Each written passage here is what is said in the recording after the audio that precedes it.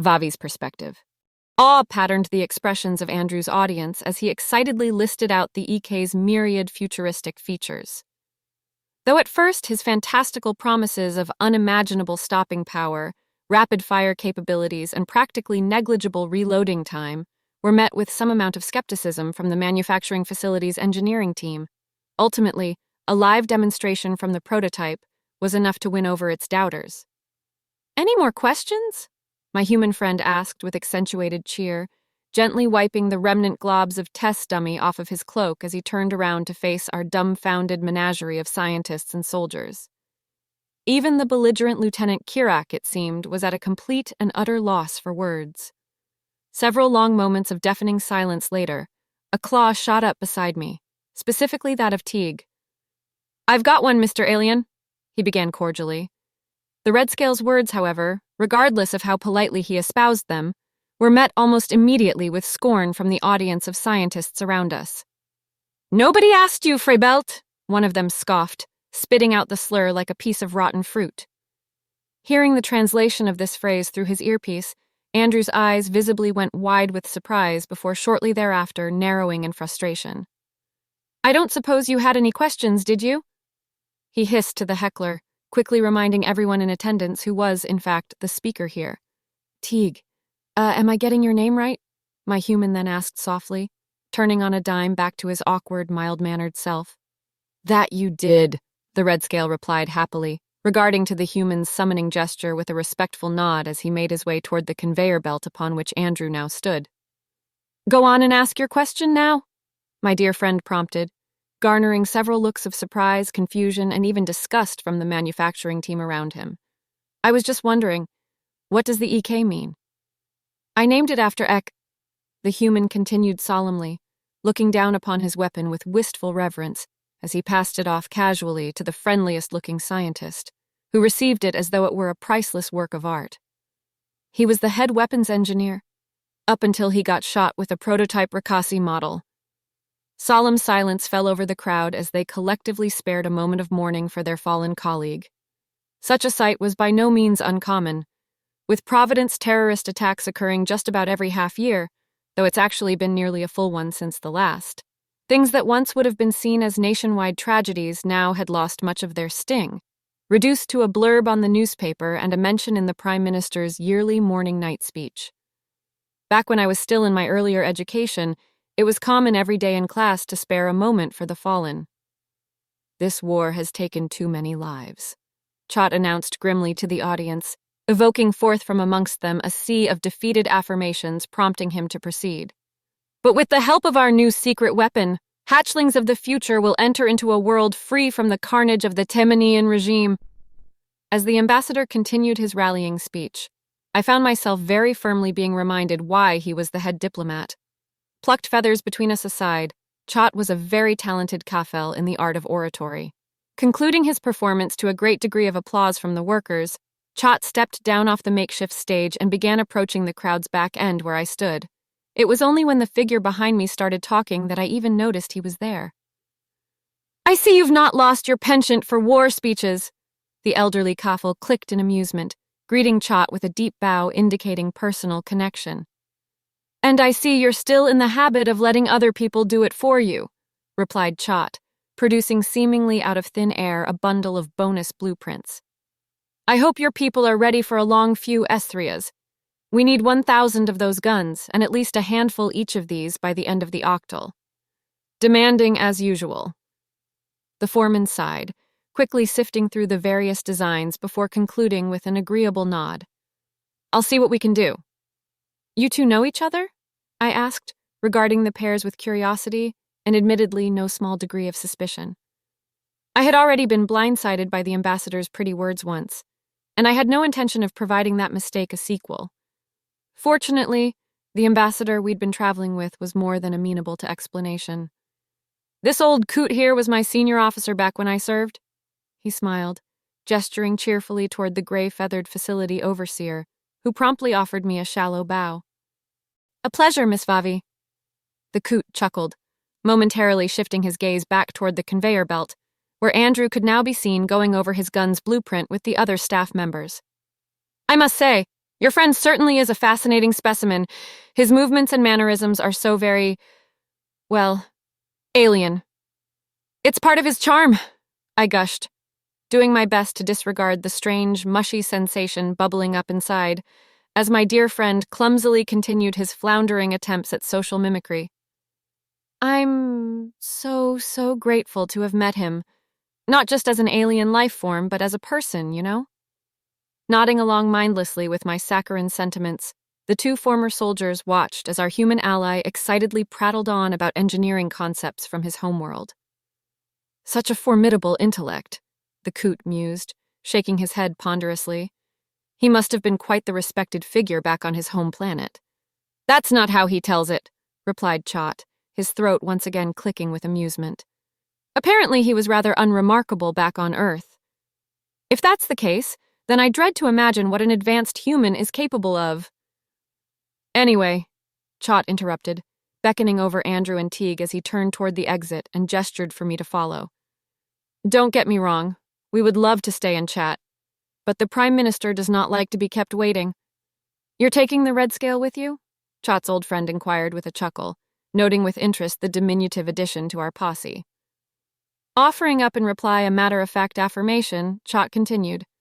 Let's just say there's good reason Salcom requests him by name. And so, piling back into our transport red scale in tow, the lot of us waved our goodbyes to the prototype team before finally taking our leave on the day-long journey to Goldest. Andrew's perspective. Hours of conversation with the prototyping department regarding Earth technology sped by like mere minutes as I prattled on without foreseeable end, enjoying once again the uninterrupted attention of my feathered hosts. All good things, however, must come to an end, and as such it came as little surprise when Kirak and his men eventually surrounded me once more. "Move!" one of the soldiers cawed, lightly shoving me in the direction of our transport. Much as I understood their haste, my treatment by these men was beginning to grate upon me. In face, were it not for the comforting presence of Vavi hooping into the seat beside me, I very well may not have kept my temper. Assuming his same seat from before, Chot regarded the soldiers with an unimpressed glare before clearing his throat to speak. "Lieutenant," he began, focusing his malcontented gaze thoroughly upon Kirak. "I would appreciate if your men would regard Andrew with more respect. His knowledge is worth more to the war effort than you could ever be, and we need to ensure he continues to comply with us." "I don't see what choice it has," Kirak shrugged matter-of-factly. "I'm just trying to preserve valuable equipment, Chot. I thought you'd appreciate it." "Now that's just low," another voice called out. Turning around to face the door through which I had been encouraged to enter, I was surprised to discover Teague the Red Scale stepping inside. Small size and informal mannerisms aside, the way he carried himself distinctly spoke of someone not to be trifled with. Unexpected as the diminutive Kafil's defense of me had been, I was nevertheless grateful for this aid. With his dissenting voice joined together with those of Vavi and Chot, the belligerent lieutenant was quickly silenced beneath their complaints. In truth, what really bothered me about this conversation was not that he was rude, but rather that he was right. Though for now I was a remarkably well-treated prisoner, the fact yet remained that I was a prisoner. Any and all rights I held could be revoked at any time by someone with sufficient clearance. Part of me was curious what my fate here may have been were I discovered in a more peaceful time. Perhaps my existence would be a less classified matter then. Regardless, such speculation was ultimately pointless. The universe dealt me this hand, and I was going to play it well or die trying. Our drive to the Prime Minister's location was for the most part a graciously uneventful affair. After a while, following complaints from both Vavi and myself, it was agreed that our chauffeur would pick up something greasy for us to eat. Back at the base, everything I was fed seemed like it was prepared for royalty, and as such I was rather curious regarding what the average Kafel citizen actually ate. Waiting in the parking lot for our driver to return, I decided it an optimal time to indulge yet another of my beloved habits, specifically that of asking questions rather than answering them. My love for learning things was arguably surpassed only by my sheer hatred for not understanding. My relationships with teachers were very hit or miss as a result. Whereas some admired my dedication and forgave the frustrations of my incessance, others found me to be rather bothersome. Fortunately, it seemed that the kafel held largely the same favored topic as any human, themselves. "So," I asked, rhythmically tapping my fingertips upon the vehicle's central coffee table as I contemplated which curiosity I first wished to sate. "Earlier at the labs, I heard someone referencing science fiction. Are alien life forms a popular staple there?" "Oh, absolutely," Vavi chirped, quickly launching into a tirade about some of her favorite books and movies. Apparently, she had quite the soft spot for a niche franchise similar in theme to Star Trek. It was rather sweet to hear her speaking so passionately about something more casual than scientific. No sooner had my dear friend finally stopped to catch her breath than did Kirak once again pipe up. "I prefer the Void Star series," he grinned, following up Vavi's explanation with one of his own. Apparently, the movies he enjoyed were about an alien invasion from beings evolved on a planet orbiting a black hole. In order to successfully fight against the Kafel, their land invasions undertaken to abduct civilians could only be conducted at night. I will admit, it was a rather cool concept, especially their end goal of turning the Archeesian sun, the name of which roughly translating to embrace, into a black hole which would then make Arkeesa habitable for them. "Oh, I love those movies," Teague chirped, recounting with rapture some of his favorite moments and films of the series. Surprisingly, Kirak made no effort to silence the Red Scale's ramblings. In fact, he actually seemed pleased to have encountered someone sharing his interests. Vavi, however, was less than amused. "Really?" she squawked angrily, arching her body toward them with a glare I couldn't help but find somewhat cute.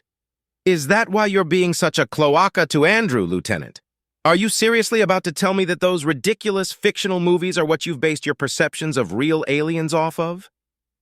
Hearing this, shame fell upon the Red Scale's expression as he contemplated her unfortunately aimed criticism.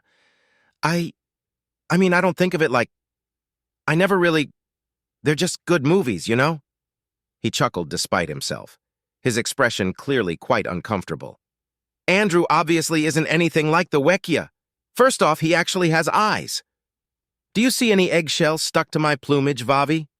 the lieutenant growled, regarding my friend with a cold and unimpressed stare. "I enjoy those movies because, unlike your hokey space fantasies, they provide a more realistic look at how first contact with an advanced species would go.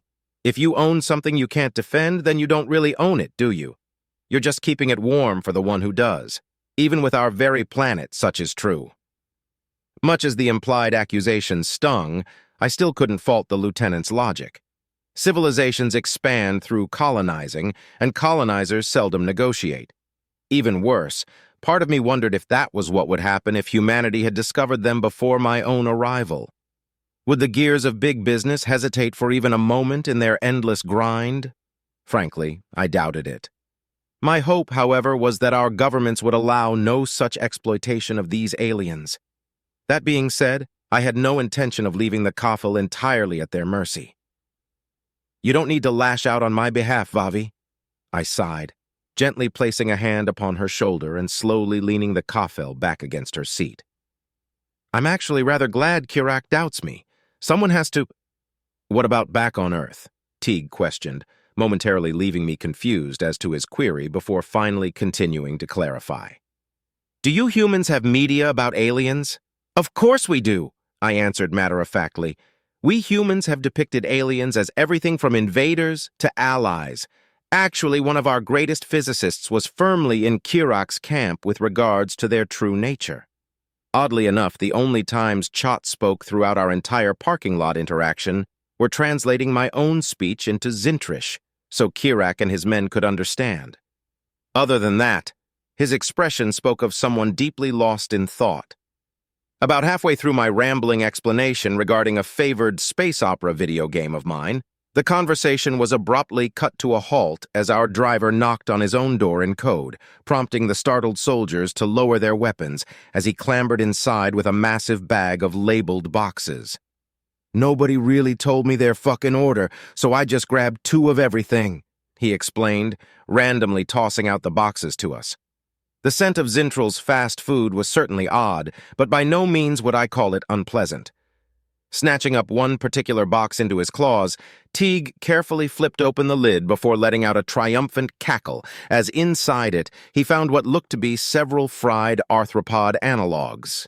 "Chitin chips!" he exclaimed happily, popping one of them into his jaws without hesitation. "Try 'em, Andrew!" The red scale continued, thrusting the box into my hands. Unpleasant as the chitin chips appeared, I will readily admit that they were actually quite good.